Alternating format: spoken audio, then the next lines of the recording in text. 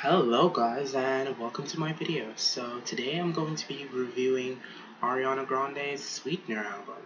And this album has been hyped. She's basically the biggest pop star out right now, so I'm so excited to review it.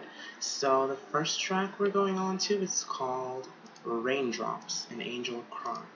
And let's listen to it. Raindrops fell down from angel cry. And what I'd say about this track, it reminds me of a Mariah Carey track. And I think Mariah Carey actually has a track called Angels Cried. And it's an outro or something on one of her earlier albums. Not earlier, 2000s albums. And yeah, it's a, it's a solid opener. The next track we're going on to, it's called Blazed. And I think this is featuring Pharrell. There is something between feels clearly once I have you, I will never let you. This track, her tone is very distinct. This track is sort of like R&B influence, and I don't like this track at all. It's kind of forgettable. It's kind of weak. It sounds like a Destiny's Child reject track, actually. I don't like it at all. Maybe if it has visuals, it could save the track, but Pharrell adds nothing to the track, and I think considering the rollout and the singles, this track disappointed me immensely, and I don't like it. I don't like this track at all. The next track we're going on to is called The Light Is Coming, and I actually did not even know that this was a promo track, but I saw the video only like 2 days ago, and it features Nicki Minaj. Light is coming to give back everything the darkness stole. The light is coming to give. It's a very Nicki Minaj-esque track.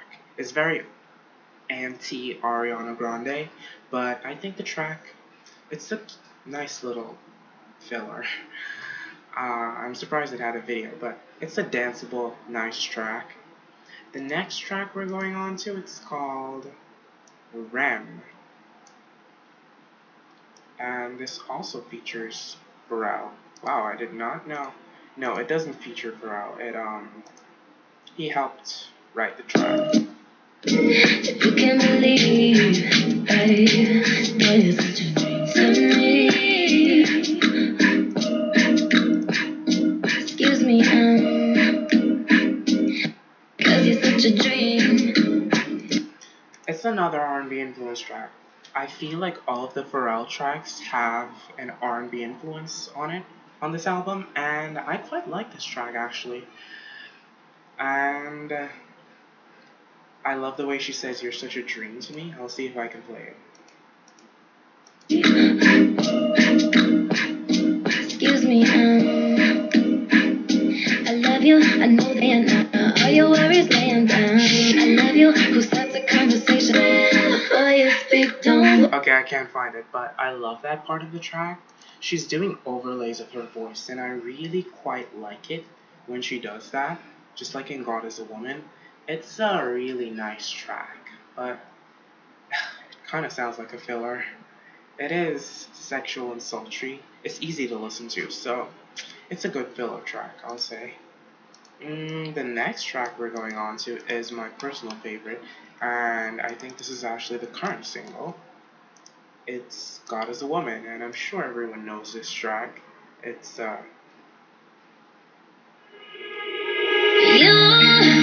You love it how I move you love it how I touch you, my one. When all is said and done, you believe God is a woman. just pop perfection. My favorite part is where she's like, "And I can be all the things you told me not to be." She reaches new heights on this track. I feel like she really finds her own on this track, and this track made me so excited for the album. I was turned into an Ariana Grande fan after the after this track dropped and the video was released. I just think it's perfect track, perfect video, everything about it. It's fantastic. The next track we're going on to, it's actually the title track. And it definitely is something. When life deals us cards, make everything taste like it is so.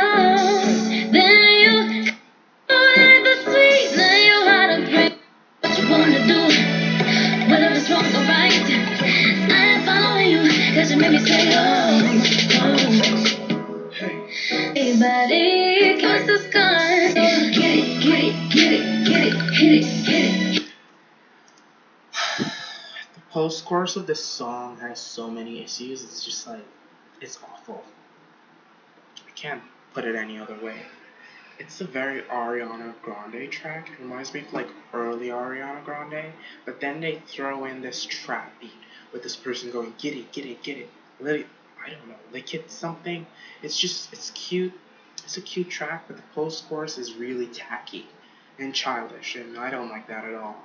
It's not my favorite track. For a title track, I think it's awful. She should have named the album God is a Woman. That track, really, it just leaves a bad taste in my mouth. It's called Sweetener, but there's nothing sweet about it to me. I just don't like the track. I think Pharrell does a poor job on that track. The next track we're going on to, it's called Successful, and this is also another Pharrell produced track. And yeah, so far we know how I'm feeling about the Pharrell produced tracks on this album. I'm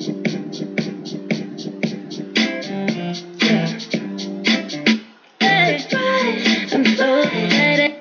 I'm so successful.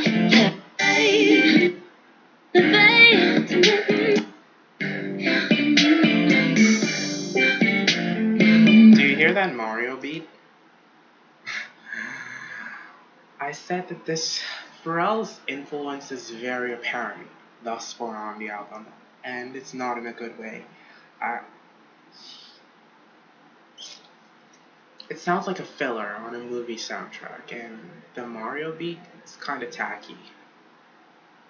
This is my least favorite track on the album. It's just bad to me. Like in my opinion, it's just I never want to listen to it again. Actually, the next track we're going on to, it's called Every Time.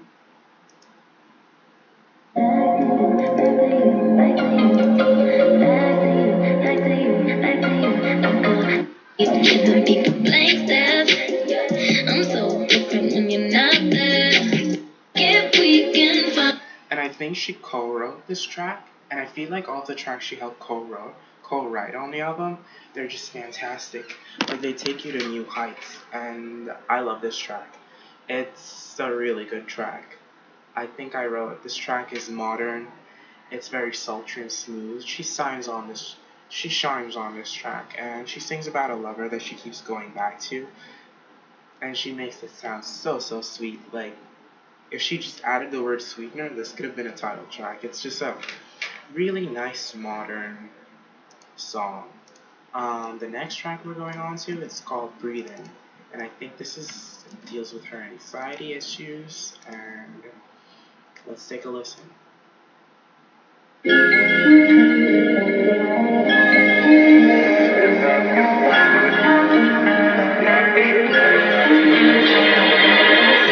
days things just and I can't control.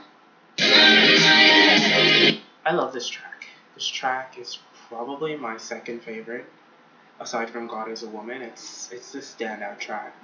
It feels like a sweet pill. It takes you to new heights, and you wouldn't expect.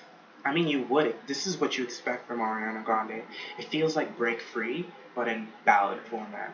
Apparently, it deals with anxiety. Like, let's take one more listen.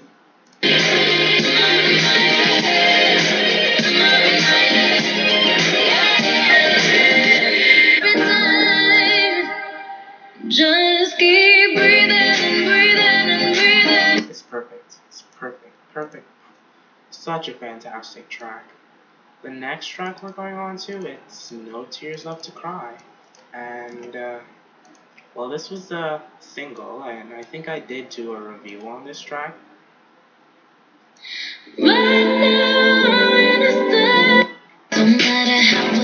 I mean, it's probably impossible to not hear this track. To hear this track, it's a smooth, fun track. And the next track we're going on to, it's called Borderline. And this track actually features Missy Elliott. And it's actually, surprisingly, I like this track. It's a Pharrell produced track.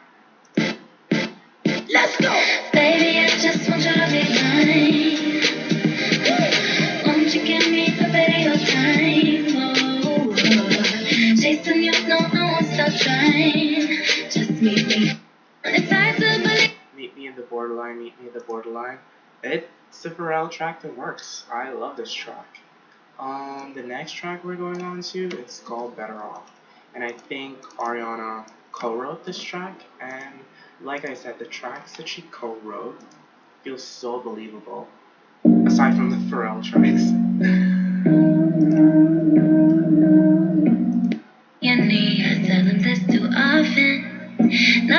And she says, and if we're being honest, I'd rather your body than half of your heart. She's being vulnerable and real on this track, and I completely love it and admire her opening up about a past relationship. And she says that the relationship just isn't working, and she doesn't want to be with him because he's causing issues. And I love this track. I think it's a fantastic track. The next track that we're going on to is called Good Night and Go. This is interesting what I wrote about this track. Let's take a listen.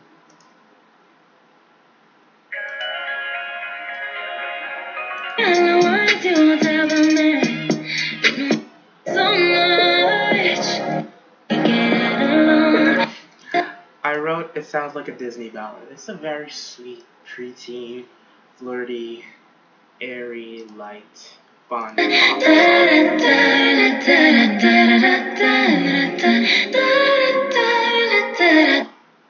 Yeah, that's all I can say. It's a nice, fun track. The next track we're going on to, it's called Pete Davidson. And it's not capitalized, okay.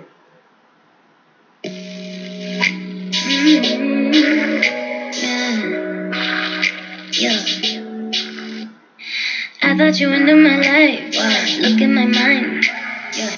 Happy, I'ma be happy, yeah.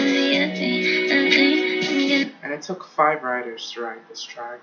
I feel like Ariana Grande just wrote the entire track, and then the other writers got credits for the beat or whatever, but I think it's a decent track.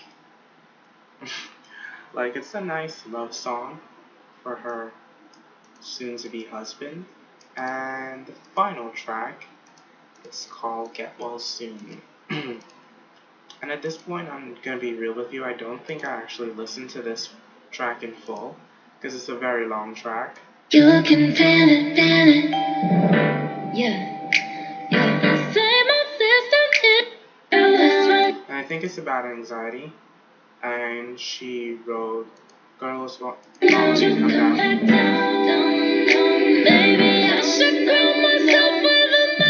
And I think it's a decent track. So now I'm just going to talk about the album as a whole. And I don't fight me on this, Ariana Grande fans, because I'll be honest, I was not an Ariana Grande fan up until recently, when God is a Woman and that Troye Sivan song came out. Like, I always knew of her and I hear her music, but I wouldn't actively go out of my way to listen to her. And this album is not something I would listen to. I just don't like, a lot of the tracks are fillers, and the album as a whole, it has a lot of issues. And it could be 2 albums. The Pharrell produced tracks sound like they sound like they belong on another album. And Ariana doesn't entirely find her voice on those tracks. And she keeps switching from beat to beat and track to track in those Pharrell songs. But where she shines are the moments where she co-writes tracks, and they aren't Pharrell produced. I feel like the Pharrell produced tracks are a little bit preteen in a way.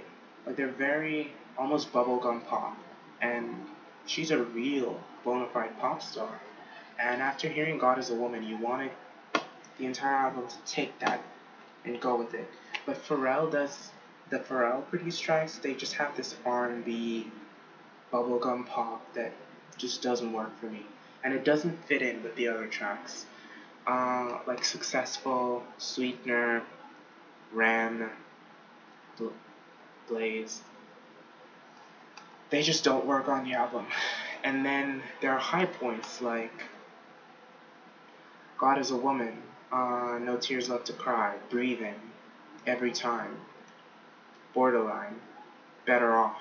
Those tracks shine. Like those tracks could be on an album on its own. So if I were her, I would cut this album down to about 11 tracks, 12 tracks, and just get rid of the fillers. Maybe you could have one Pharrell track. But I mean, it's her work of art, and I think she did a decent job. And it's not something I'd listen to again, but uh, that's my review, and that's my score of the album. I also wrote that, yeah, the album is kind of a miss for me, even though I gave it a somewhat positive review. If this was anyone else, and if they did not have her voice, this album would be a complete miss from start to finish. But her voice saves a lot of the tracks, and